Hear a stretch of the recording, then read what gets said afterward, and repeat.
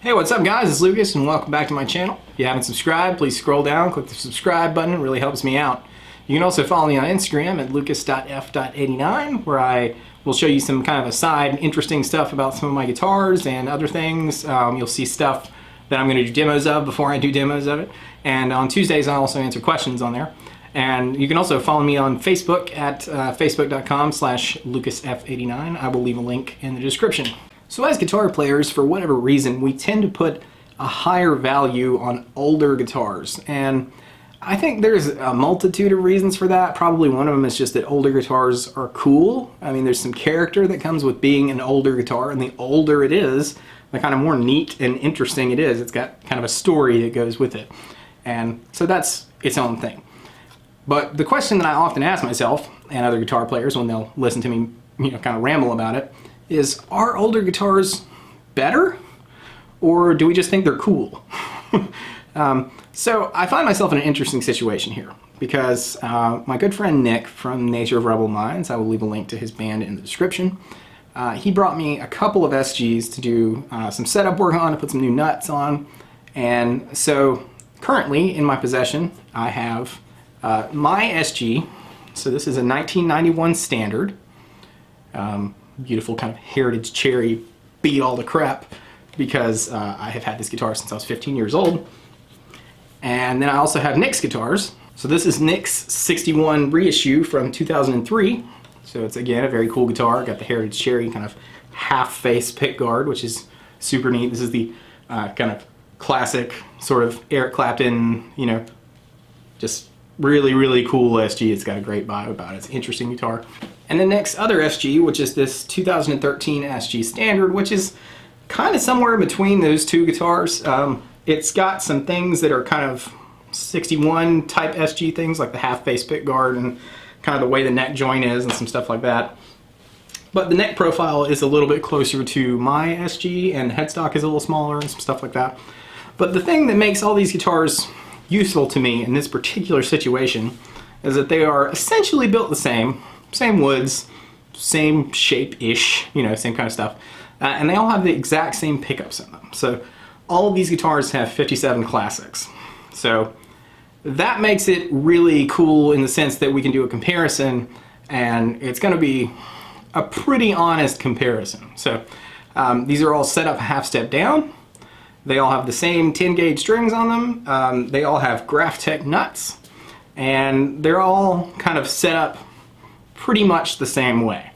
So we should get a relatively honest comparison here. The only kind of thing that's worth mentioning, I think, is that my guitar, you could probably tell just from looking at it, has 57 classics that are uncovered, whereas both of Nick's guitars have covered pickups. So that does make a little bit of a difference in the tone, but I don't know exactly how much, so we're gonna find out. So what I thought would be cool is, since I have SGs with the same pickups from 3 different decades, let's shoot the guitars out and see if one pops out as like, man, that guitar's way better. Or one of them is like, oh man, that guitar's just not as cool. Or if they all kind of just sound the same.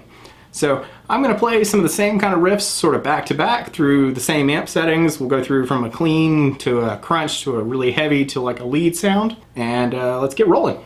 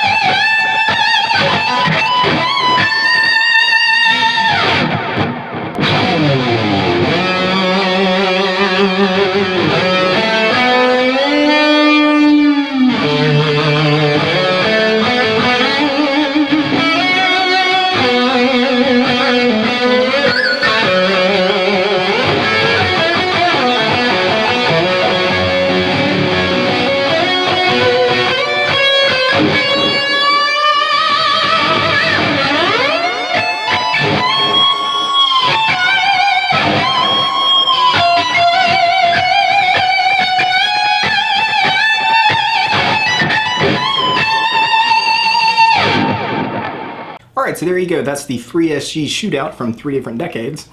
I won't be able to tell the really minute differences until I kind of edit all this stuff together and can like go back and forth, you know, which by the time you guys watch this I'll have already done. But my initial impression is my SG seems to have a little bit more top end, which I think probably has to do with the pickups not having covers on them. And the 61 reissue to me sounded like it had a little bit less bass, which is not a bad thing, it's just less bass, and like maybe a little more, I don't know, open, airy sounding. And the white one, the 2013 standard, to me sounded like the meanest, like it had the most guts, the most power output, more bass, more everything.